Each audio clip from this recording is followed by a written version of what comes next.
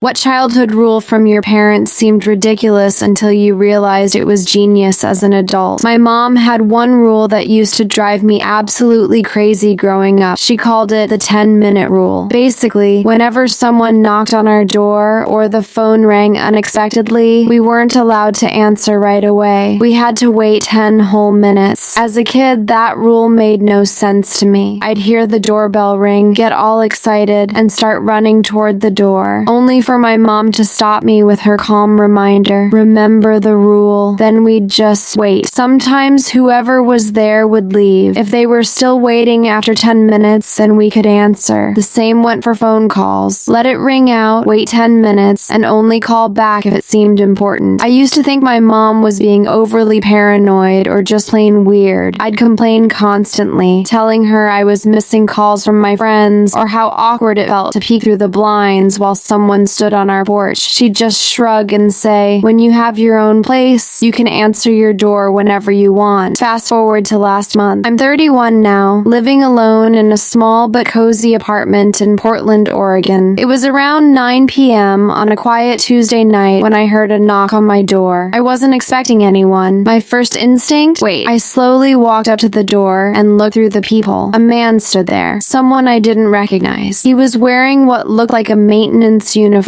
but something about him felt off. It was late, and there hadn't been any notices about repairs. He knocked again, louder this time, and called out that he needed to check my water pipes, said it was an emergency maintenance issue. My heart started racing, but then I heard my mom's voice in my head. If it's really important, they'll still be there in 10 minutes, so I stayed quiet. I didn't move. Instead, I texted my neighbor across the hall, Freya, asking, "Hey, is there any emergency maintenance happening right now?" She replied almost instantly, "No, management always sends out emails for that stuff. Don't open your door." By then, the man had knocked again, and this time, I heard him talking to someone else. I peeked through the peephole again and saw a second guy had joined him. That's when I watched one of them try my doorknob. Thank God I always lock it. After a few seconds, they gave up and moved on to the next apartment. My hands were shaking as I immediately called the building manager, Darlene, who confirmed there was no maintenance schedule that night. She called security right away. Turns out, those men had been going door to door on every floor, using the same emergency maintenance story. 2 women on the second floor had let them in, and the men stole cash, jewelry, and electronics before anyone realized what was happening. When I called my mom later that week and told her what happened, she went silent for a moment. Then, in a quiet voice, she told me why she created the 10-minute rule in the first place. Before I was born, she had opened the door one afternoon to a supposed flower delivery guy, but the delivery wasn't real. The man forced his way inside. Thankfully, our neighbor Leroy heard the commotion and came running. Nothing terrible happened, but my mom was terrified. After that day, she came up with her rule. Real emergencies don't go away after 10 minutes. Real friends will call back. Real delivery people leave notes, but bad intentions can't usually wait that long. Now, I finally get it. That paranoid rule my mom made up decades ago might have saved me from a nightmare. And now, I've adopted it myself with a few upgrades. I still wait 10 minutes, but I also verify. If someone says they're from the gas company, I call the company. If someone claims my friend sent them, I text that friend. If a hotel employee knocks unexpectedly, I call the front desk, because my mom was right all along. Those 10 minutes could mean the difference between feeling safe or becoming a story on the evening news. The days after the attempted break-in felt oddly heavy, like the building itself was suddenly more aware of who lived inside it. Management posted an alert in the lobby and handed out extra locks for anyone who wanted them. Security stepped up their rounds. People I'd never spoken to before started saying hello in the hallway, their voices a little softer than before, as if we were all reminding one another that we were still here, and vulnerable, but not powerless. Freya came over that weekend with a tub of cinnamon rolls and a grateful, embarrassed smile. She hugged me like we'd been through something together, which in a small but real way, we had. "I'm so glad you didn't open the door," she said. "If you'd been gone for 5 minutes, I don't know. You did the right thing," I told her. "And you were right to tell me to wait. Mom's rule. Turns out it's more than superstition." We sat in my tiny kitchen, the afternoon sunlight cutting across the counter, and I told her about my mom's story, the flower delivery, the neighbor who'd come to help, the way that one frightening moment became a family rule that felt silly until it wasn't. Freya listened, then asked the question I'd already asked myself dozens of times times since that night. Why didn't your mom tell anyone sooner? Why didn't she make us all follow it? She did, I said slowly. She told us, but we mocked it. Kids always think the rules are about control. We don't see the reasons until the reasons are staring us in the face. The truth was, the 10-minute rule wasn't just about strangers or potential danger. It was about slowing down. The idea that immediate action isn't always the safest action. It was about pausing to gather facts instead of reacting to fear. That week, I called my mom more than usual. The conversation was a comic routine of me asking for advice about locks, and she replying with anecdotes from the 70s. How she used to double-check the back door, how Leroy would whistle while he mowed his lawn, how their block had looked out for one another. She laughed softly when I told her I'd adopted the rule and added my verification test. Good, she said. I'm glad you took it seriously. It's not about living in fear. It's about living smart. One morning, I found a small note stuck to my door from management. Tenant meeting, Saturday, 11 a.m. lobby. I went, partly because I wanted to hear what neighborhood safety changes they had in mind, and partly because it felt like a responsible thing to do. The lobby was packed. Darlene stood in front of us with a stack of printouts and a clipboard, and she spoke with a kind of controlled urgency that made people pay attention. We're going to lock down the building a little more, she said. We'll have security on every shift until further notice. We're asking everyone to be vigilant. Don't open for anyone without identification. If someone claims to be from maintenance or utilities, call the office first. A few residents nodded. A few rolled their eyes. But when Darlene walked us through the story of the two men and the stolen items, the room changed. People who had shrugged the week before suddenly seemed determined. After the meeting, a woman from the second floor named Maria pulled me aside. You were the one who didn't open, she said. Her voice trembled, but there was gratitude there too. She told me briefly about her friend who had been targeted a week earlier. Her friend had lost a necklace her grandmother had. I wish people would take it seriously, Maria said. From that moment on, my relationship with my building changed. I started noticing faces in the elevator, taking small talk people I previously ignored. We formed a WhatsApp group with the floor, and someone, courtesy of Darlene, set up a rota so neighbors could check on each other if we were traveling. It was a quiet, ordinary thing, but it felt like doing something that mattered. I also started thinking about how the 10-minute rule applied to things beyond physical safety. How many times had I jumped to conclusions about someone who texted me once and didn't answer back? How often had I let a single bad call ruin a day? My mother's rule, when stripped to its essence, was about resisting the urge to let panic write the first draft of reality. A week later, when my company had me cover an evening shift at a downtown office, I felt that old reflex when an unknown number popped up on my phone. I let it ring. 10 minutes later, I checked the missed calls and saw it was a recruiter. Fine, nothing urgent. I called back and laughed at myself for being so defensive, but the habit stuck. That habit became comfortable, pausing, verifying, and refusing to be rushed into choices I hadn't checked. There was a small moment of reckoning, too, with my own sense of control. I'd grown up resenting rules that I couldn't choose. Yet this one, passed down from my mom, was a gift disguised as annoyance. It was a tool for agency when things felt chaotic. The next time someone knocked and my stomach jumped, I let the 10 minutes pass and used them to call, text, and think. It felt less like obeying a drill sergeant and more like choosing safety. Months later, when the building's security camera footage came back and the police identified the men, there was a strange sense of closure. The landlords increased the lighting around the stairwells and installed a new intercom system. People swapped numbers and recipes in the lobby. Leroy, my mom's old neighbor, though he no longer lived in our hometown, sent an email through the building manager recounting how he'd heard my mom's commotion years ago and why he'd always kept an extra key just in case. It was a small, messy network of kindness and vigilance. One night after the intercom was installed and after a neighborhood potluck where somebody brought far too much potato salad, I sat on my fire escape and looked out over the city. The light stretched like a field of promise and risk all at once. I thought about the little ways our parents prepare us for a world they won't be there to fight in anymore. Sometimes their rules sound old-fashioned. Sometimes they sound annoying. Sometimes they sound controlling. Then something happens, an event that's small enough to be a near miss and big enough to change perspective, and suddenly you understand. I pulled out my phone and typed a message to my mom, short and simple. Thanks for being right. She wrote back 2 blue ticks later with a string of heart emojis, and below them, a joke about how she'd always wanted a parade for her parenting. There's a soft power in traditions, those little practices that make a household run. People laugh at the 10-minute rule as if it were a relic, but it's a form of preparation, a tiny ritual that teaches you how to move through the world with your eyes open. It taught me to ask questions before answering doors and calls. It taught me me to trust my instincts, and unexpectedly, it taught me how to be a better neighbor. If there's anything I want people to take away from this, it's that wisdom often comes wrapped in frustration when you're young. You might roll your eyes at your parents, and that's okay. At the time, it feels like independence, but some advice is like insurance. You don't see its value until you need it. My mom's 10-minute rule didn't feel like love when I was 12. It felt like interference. At 31, it felt like a lifeline. So now, when my niece complains about yet another parental rule, I pull a page from my mom's handbook. I tell her the story, and she groans and rolls her eyes. But there's a pause where something clicks. Maybe she'll follow it, maybe she won't. Either way, the rule is out there now, living in another small life, waiting for its moment. After everything that happened, life slowly started to feel normal again. But normal had a new meaning for me. I wasn't paranoid, I was just aware now. I started noticing things I used to ignore. The way people stood too close to doors, the way some delivery drivers avoided eye contact, even how easily people opened up their homes to strangers just because someone had a badge or a clipboard. It's funny how one experience can rewrite the way you see the world. About a month later, I got a call from my mom. She sounded more cheerful than usual. "Guess what?" she said. "Your old neighbor Leroy called me. He heard about what happened from Darlene." I laughed. "Wait, Leroy? The same Leroy who saved you that day?" "The one and only," she said proudly. "He said he's moving to Portland to live closer to his grandkids. I told him he better stop by and say hi to you when he gets settled." It felt strangely full circle, like the story that started with him decades ago had looped its way back to me. A couple of weeks after that call, I was heading out for groceries when I heard someone shout from across the parking lot, "Are you Lisa's daughter?" I turned around and saw an older man with kind eyes and a familiar smile. It took me a moment to realize it was Leroy. He looked older than I'd imagined, his hair a soft gray, his walk slower but steady. He chuckled when he saw my surprised face. "You look just like your mom when she was your age," he said. We ended up having coffee at the cafe down the street. He told me stories about my mom I'd never heard, like how she once fixed his car battery with a coat hanger and some tape, or how she used to bake extra muffins just to make sure he had breakfast when his wife passed away. When I told him about the fake maintenance guys and the 10-minute rule, he leaned back in his chair and smiled. "She was smart," he said softly. "That rule wasn't just about danger, you know. It was about buying yourself time to think. 10 minutes might not sound like much, but sometimes that's all the space you need between being scared and being smart." His words stuck with me. That same night, I got home to find a small brown package at my door. No sender's name, no label. For a split second, my stomach dropped, but then I smiled to myself. I waited, of course, 10 minutes. Then I took a picture of it and texted Darlene, asking if any deliveries had been logged. She said no. I didn't open it. Instead, I carried it straight to the front desk. Turned out it was meant for apartment 309, a new tenant who just moved in and whose packages kept getting mixed up. When she came to pick it up, she thanked me and said, "Wow, you're cautious." I probably would have just opened it. I smiled. Yeah, I used to be like that too. Weeks turned into months, and the 10-minute rule became second nature. Not just for me, but for the people around me. Freya started following it too. She even joked that she'd made it her new dating rule. If a guy can't wait 10 minutes for a text back, he's not worth it. It became a neighborhood thing. Someone printed little signs for each floor that said, "Take 10, stay safe, verify first." It wasn't official policy, but everyone knew what it meant. Even Darlene hung one in her office window. It was strange but comforting how one small rule from one mother could ripple through so many lives. One night, around 11:30 p.m., my phone buzzed. It was an unknown number. The message read, "Hey, it's Mark from building maintenance. Need to check your smoke alarm. Quick thing. Won't take long." Immediately, something didn't feel right. For one, Mark didn't work maintenance. His name was Carl, and I'd met him a dozen times. So I texted Darlene. She confirmed my suspicion. No Mark on staff, no late night checks. My hands trembled a little. The situation was familiar, but this time, I wasn't the scared girl frozen behind a locked door. I was prepared. I called building security and forwarded the number. Within minutes, the guards caught a man loitering in the stairwell, carrying fake ID and a tool bag full of lockpicks. I remember standing by my door afterward, feeling my heart pound. Then I realized something. I wasn't afraid this time. I was calm. I had waited, verified, and acted exactly the way my mom had trained me to. A few days later, I video called her and told her everything. She sighed, then smiled proudly. "See? You didn't just follow the rule. You understood it. We talked for over an hour." She told told me she was writing down all her little life rules into a notebook, one for me and one for my niece, so the next generation wouldn't forget them. Her words made my chest tighten in the best way. When the call ended, I looked at my door, my safe, sturdy door, and thought about how that simple act of waiting had saved not just me, but maybe others too. It's amazing how much wisdom can hide in something that once felt annoying. A week later, Freya and I hosted a little 10-minute rule party for our building. Everyone laughed when we told them what it was. We baked cookies, handed out small printed cards with a rule on it, and even turned it into a game. People shared their own weird but wise family traditions. Maria, the woman from the second floor, brought her kids and said she taught them the rule now too. Better safe than sorry, she said, smiling. Looking around that room, neighbors chatting, laughter echoing, people who used to be strangers now watching out for each other, I realized something important. My mom's rule wasn't just about fear. It was about community, about slowing down long enough to care for yourself, for others, for your surroundings. 10 minutes wasn't just a pause. It was a chance. I sometimes think about that night when I almost opened the door. What if I had? What if I'd ignored the voice in my head? But then I smile because I didn't, and because of that, I'm here. Sometimes the smallest lessons learned in childhood, brushed off as nonsense, end up being the ones that save our lives. And if I ever have kids, I know exactly what rule I'll be passing down. Wait 10 minutes, always, no matter what, because safety isn't about fear, it's about wisdom. And my mom's wisdom, born from one terrifying moment, became the quiet rule that changed my life forever. If you enjoyed this story, don't forget to like and subscribe for more. And tell me in the comments, what country are you watching